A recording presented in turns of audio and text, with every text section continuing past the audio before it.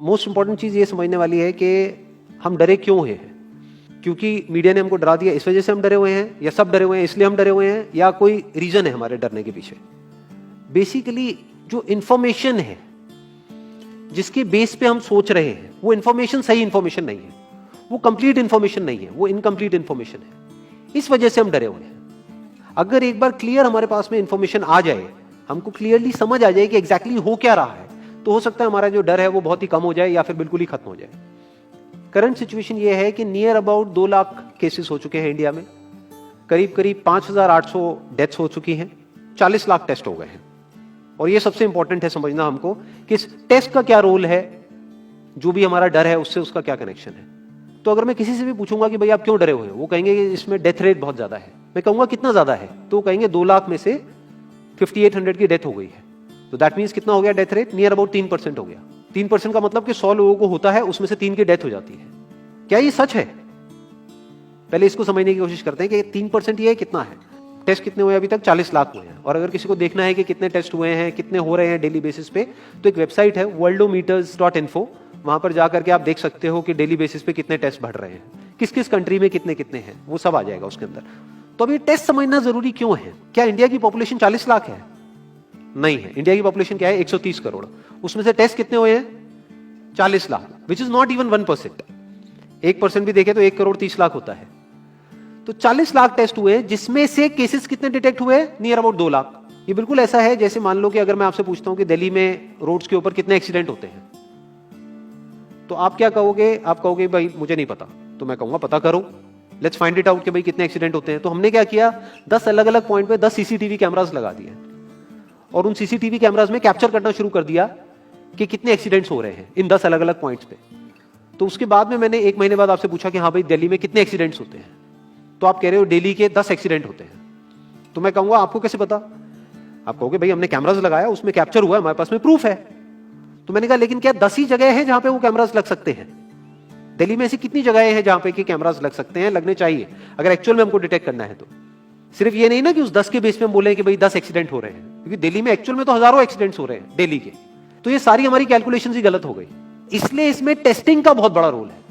Media में जहां पर भी आ रहा है वहां पर डेली ये आ रहा है कि अच्छा कुछ दिन पहले तक 5,000 केसेस आ रहे थे, अब 6,000 केसेस बढ़ गए हैं, अब 7,000 केसेस हो गए हैं, 8,000 केसेस हो गए हैं। बट कोई ये नहीं देख रहा कि उसके साथ साथ में टेस्ट भी बढ़ रहे हैं। तो अब एक्चुअल में डेथ रेट कितना है उसको कैलकुलेट करना बहुत जरूरी है। उसी के बेस पे डिसीजन निकलेगा कि इससे हमको डरना चाहिए या नहीं डरना चाहिए। किसी भी बीमारी से हमको डरना चाहिए नहीं डरना चाहिए, that is not on the basis of कि उसका इलाज है या नहीं है। क्योंकि इलाज तो अभी तक सर्दी जुकाम का भी नहीं है, सर्दी जुकाम की भी कोई वैक्सीन नहीं है। क्या हम उससे डरते हैं? नहीं डरते हैं। क्यों? क्योंकि ज्यादा लोग नहीं मरते हैं। तो सबसे पहले डेथ रेट कैलकुलेट करते हैं कि एग्जैक्टली कितना है। कितने टेस्ट हुए? 40 लाख टेस्ट हुए, उसमें से 2 लाख लोगों को हुआ, तो नियर अबाउट एवरेज कितनी आई? 5% की। अगर यही हमने 4 करोड़ टेस्ट करे होते तो कितने डिटेक्ट हो गए होते? अब तक 20 लाख हो जाते। 40 करोड़ करे होते तो कितने हो जाते? 2 करोड़ हो जाते। टोटल अगर कर लिए होते हमने टेस्ट 130 करोड़ का, तो कितना नंबर निकल करके आ जाता? Near about 5 crore. इसका मतलब 5 करोड़ लोगों को या तो आज की डेट में है या हो चुका है। और एक और मजे की बात यह है कि कोरोना में ऐसा नहीं है कि जिसको भी होता है उन सबके सिम्टम्स आते हैं। 80% से ज्यादा जो केसेस होते हैं वो असिम्टोमेटिक होते हैं, उनमें कोई सिम्टम्स नहीं आते हैं। यानी अगर मुझे हो गया है और मैं ठीक भी हो गया हूं तो मुझे पता तक नहीं है। वो तब मुझे पता लगेगा अगर मैं अपने टेस्ट कराऊंगा जिसको एंटीबॉडी टेस्ट बोलते हैं, और मेरी बॉडी में एंटीबॉडीज मिलेंगी, तब मैं कह सकता हूं कि हाँ मेरे को था और वो ठीक हो गया है। तो अभी अगर हम बेसिक सी कैलकुलेशन करें तो 5 करोड़ निकल करके आ रहा है नंबर। उसमें से डेथ कितनी हुई है? 5,800। तो 5 करोड़ में से 5,800 डेथ हुई है। पहले तो इसको कैलकुलेशन को हमको ठीक करना है। डेथ को अंडर रिपोर्ट करने का कोई तरीका नहीं है, बल्कि ओवर रिपोर्ट किया जा सकता है। ओवर रिपोर्ट कैसे? फॉर एग्जांपल आपकी बॉडी में टेस्ट हुआ, आपकी बॉडी में मिला कोरोना वायरस, लेकिन आपके अंदर पहले ही बहुत सारी प्रॉब्लम्स चली रही थी, तब भी आपकी किसी ना किसी वजह से डेथ होने ही वाली थी। बट क्योंकि ये कोरोना आया आपकी बॉडी में, इस वजह से आपकी डेथ हो गई, तो ये ट्रिगर कर गया। तो ये जो 5800 का नंबर है, ये इससे कम तो हो सकता है, इससे ज्यादा होने के चांसेस बहुत कम है। बट एक बार को हम मान लेते हैं कि इतना ही है नंबर, ना कम है ना ज्यादा है, तो कितनी परसेंटेज निकल करके आई? 5 करोड़ में से अगर 5800 डेथ्स हुई हैं तो क्या परसेंटेज निकल करके आई? Near about 0.01%। ये उससे बहुत कम है जितनी डेथ्स हमारे यहां पे होती हैं रोड एक्सीडेंट की वजह से। हर साल की अगर हम एक कैलकुलेशन देखें तो 1.5 लाख से ज्यादा डेथ हो जाती है इंडिया में रोड एक्सीडेंट्स की वजह से। हर 4 मिनट में एक डेथ होती है रोड एक्सीडेंट की वजह से। और अगर अभी आप देखोगे सड़कों पे एक बहुत ही फनी चीज नजर आ रही है, टू व्हीलर पे जा रहे हैं, मास्क सबने लगाए हुए हैं, कभी भी नोट करना इस चीज को, हेलमेट नहीं पहने हुए, हेलमेट बहुत कम लोगों ने पहने हुए हैं। इससे हमको क्या समझ आ रहा है? क्या ये समझदारी है, बेवकूफी है? क्योंकि हेलमेट ना लगाने की वजह से उनके मरने के चांसेस उससे बहुत ज्यादा है, कई गुना ज्यादा है जितना कि कोरोना से मरने के उनके चांसेस है। तो ये डर है जो चारों तरफ फैल रहा है और मीडिया डर को और बढ़ाता चला जा रहा है। और क्योंकि सही इंफॉर्मेशन किसी के भी पास में नहीं है या सही कैलकुलेशन किसी के पास में नहीं है, ये जो अभी हम कर रहे हैं इसको मैथमेटिकल मॉडलिंग बोलते हैं। यानी एक डेटा को देख करके एक मॉडलिंग करी जाए और फिर समझा जाए कि एक्चुअल में जो सही डेटा है वो क्या है। ये नहीं कि लिमिटेड डेटा के बेस पे हम कोई भी कंक्लूजन ड्रॉ कर लें और उसके बेस पे डरते रहें। तो अगर इसका डेथ रेट 0.01% है तो हम सब इतना डर क्यों रहे हैं? क्या कुछ और है जिससे हमको डरना चाहिए, जिससे हम नहीं डर रहे हैं, जिसके बारे में कोई बात नहीं कर रहा है, जो इससे लाख गुना ज्यादा भयानक है? मतलब कोरोना से लाख गुना ज्यादा खतरनाक कुछ है जिससे हम नहीं डर रहे हैं और इससे हम डर रहे हैं। वो क्या है जिससे हमको डरना चाहिए? अनएम्प्लॉयमेंट। अभी पीछे कुछ आर्टिकल्स आए थे न्यूज़पेपर में जहां पे एक फिगर आई थी निकल करके, I am not too sure ये फिगर कितनी सही है कितनी नहीं है, जहां पे आया था कि 13 करोड़ लोग अनएम्प्लॉयड हो गए। इस फिगर से हमको डरना चाहिए। 13 करोड़ लोग अनएम्प्लॉयड होने का मतलब हम समझते हैं कि इसका मतलब क्या है? इसका मतलब ये, अगर इकोनॉमी पॉइंट ऑफ व्यू से देखोगे, कि ये जो 13 करोड़ लोग हैं ये अपने जो खर्चे हैं वो अब बहुत ही लिमिट में कर देंगे। जिस बंदे की नौकरी चली गई है, क्या वो जाकर के मार्केट में नए कपड़े खरीदेगा? क्या अपने बच्चों के लिए खिलौने खरीदेगा? ट्रैवल एंड टूरिज्म तो भूल ही जाओ। ऐसी और हजारों इंडस्ट्रीज हैं जिनकी धज्जियां उड़ जाएंगी क्योंकि डिमांड कम हो जाएगी ओवरऑल इकोनॉमी के लेवल पे। जब डिमांड कम होगी तो क्या करना पड़ेगा इन ब्रांड्स को, इन कंपनीज को क्या करना पड़ेगा, इन मैन्युफैक्चरर्स को क्या करना पड़ेगा? अपनी सप्लाई को कम करना पड़ेगा। जितनी उन्होंने सप्लाई कम करी, अनएम्प्लॉयमेंट और बढ़ गया कि आज जो नंबर 13 करोड़ है वो बढ़ करके कितना हो गया? 20 करोड़। यानी पूरा का पूरा लूप बन जाएगा। इस लूप को बोलते हैं रिसेशन, जो ग्लोबली ऑलरेडी रिसेशन आ चुका है। और अगर यही रिसेशन और डीप होता चला जाए तो उसको बोलते हैं डिप्रेशन, जहां से एक इकोनॉमी को बाहर आने में 5 से 10 साल लगते हैं। तो इकोनॉमी का पहले ही बुरा हाल था, प्लस इस कोरोना की वजह से और बुरा हाल हो गया है, प्लस जो रहा सहा हमारा जो अपना डर है वो सिचुएशन को और खराब करता चला जा रहा है। और इस डर को हर कोई बढ़ा रहा है, कोई भी कम करने का काम नहीं कर रहा। एक्चुअल में अगर आप मेरे स्टैंड पॉइंट से देखोगे तो डरने की कोई जरूरत ही नहीं है, क्योंकि जो डेथ रेट है वो बहुत ही कम है। तो हम डर क्यों रहे हैं? सोचो।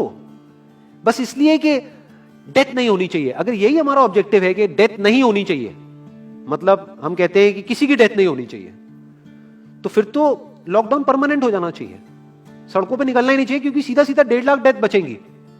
1.5 लाख लोग जो हर साल एक्सीडेंट में मरते हैं उनको हम बचा सकते हैं ना, उनकी लाइफ बच जाएगी। परमानेंट कर दो लॉकडाउन को। कैसा है आइडिया? ये बिल्कुल ऐसा है जैसे मैंने एक आदमी की एक कहानी सुनी थी। उसके घर में एक चूहा घुस गया, तो उस चूहे को उसने पकड़ने की बड़ी कोशिश करी, लेकिन वो चूहे को नहीं पकड़ पाया। तो एंड में उसने क्या किया? घर पे आग लगा दी। अपने घर में आग लगा दी। उसके बाद भी चूहा तो बच करके निकल गया, घर चला गया, घर जल गया। यही हालत है इसकी, कोरोना की। इस डर को हमको खत्म करना पड़ेगा, तब जाकर के इस प्रॉब्लम का एक्चुअल में सॉल्यूशन निकलेगा, जो रियल प्रॉब्लम है। और रियल प्रॉब्लम कोरोना नहीं है। रियल प्रॉब्लम क्या है? हमारी जो इकोनॉमी है। रियल प्रॉब्लम क्या है? अनएम्प्लॉयमेंट। तो इस वीडियो के थ्रू मैं अपनी एक हम्बल रिकमेंडेशन देना चाहूंगा गवर्नमेंट ऑफ इंडिया को, या जो भी लोग एक पर्टिकुलर पोजीशन पे हैं उन लोगों को, कि हमको टेस्ट करने कम करने हैं, टेस्ट बढ़ाने नहीं है। अभी हम गलती क्या कर रहे हैं? टेस्ट बढ़ाते चले जा रहे हैं, जिसकी वजह से केसेस बढ़ते चले जा रहे हैं, जिसकी वजह से डर बढ़ता चला जा रहा है। गवर्नमेंट क्या एक क्राइटेरिया नहीं बना सकती कि जो क्रिटिकल केसेस है बस उन्हीं का टेस्ट करो, क्योंकि उन्हीं को हॉस्पिटल में एडमिट करने की जरूरत है, तो उन्हीं का टेस्ट होना चाहिए ना। जो वैसे ही ठीक हो रहे हैं, अपने आप ही ठीक हो रहे हैं, जिनको माइनर सिम्टम्स हैं और वो खुद ही ठीक हो रहे हैं, उनका टेस्ट करने की क्या जरूरत है?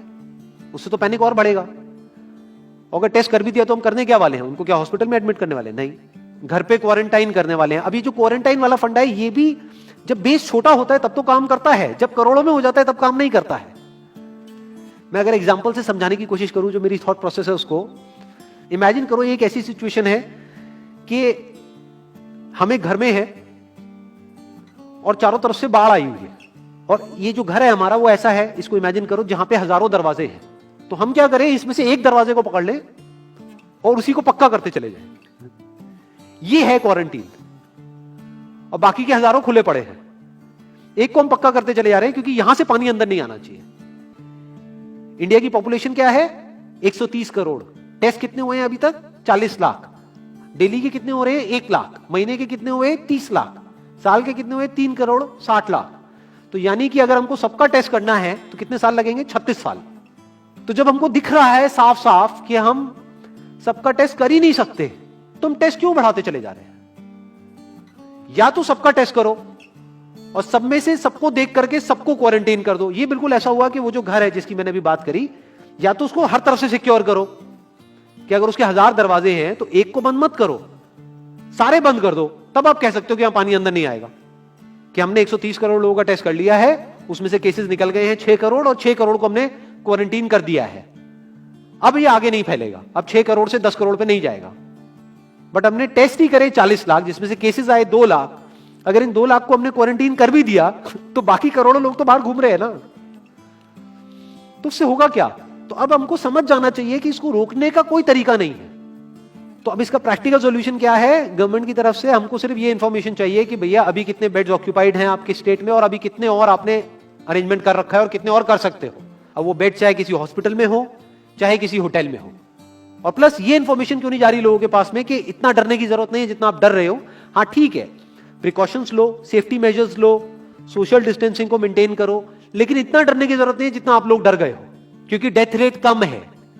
ये इंफॉर्मेशन जानी चाहिए अब लोगों के पास में, वक्त आ चुका है।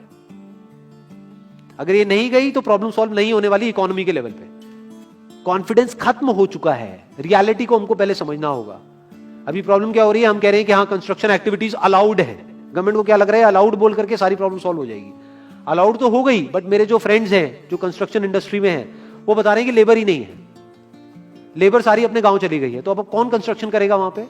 अब ये लेबर चली तो गई है, इसको वापस कैसे बुलाओगे? मीडिया में अगर रोज ये दिखेगा कि केसेस बढ़ रहे हैं, केसेस बढ़ रहे हैं, केसेस बढ़ रहे हैं, वापस आएंगे वो लोग? 1 से लाख नहीं आएंगे। तो उनको मीडिया में क्या दिखना चाहिए, न्यूज में क्या दिखना चाहिए कि अब ये प्रॉब्लम सॉल्व हो रही है। तो लोगों के अंदर का डर निकलना चाहिए। यानी जो भी मैंने अभी तक कहा, अगर मैं उसको सम अप करूं तो वो क्या है प्रैक्टिकली, अगर पॉइंटर्स में सॉल्यूशन देखा जाए। नंबर 1 मोस्ट इंपॉर्टेंट, टेस्ट धीरे धीरे हमको कम करने हैं, बढ़ाने नहीं है। दिन के 1 लाख टेस्ट हो रहे हैं, मैं ये नहीं कह रहा कि एकदम से 10,000 कर दो, 1 लाख के 90,000 कर दो, एटलीस्ट बढ़ाओ मत। समझ गए? 1 लाख के 1.5 लाख टेस्ट मत करो दिन के, 2 लाख मत करो, क्योंकि तब भी 36 साल लगेंगे पूरा करने में। अगर आपने स्पीड डबल भी कर दी तब भी 18 साल लगेंगे। 18 साल तक तो पता नहीं ये बीमारी कहां होगी, किसी को याद तक नहीं होगा।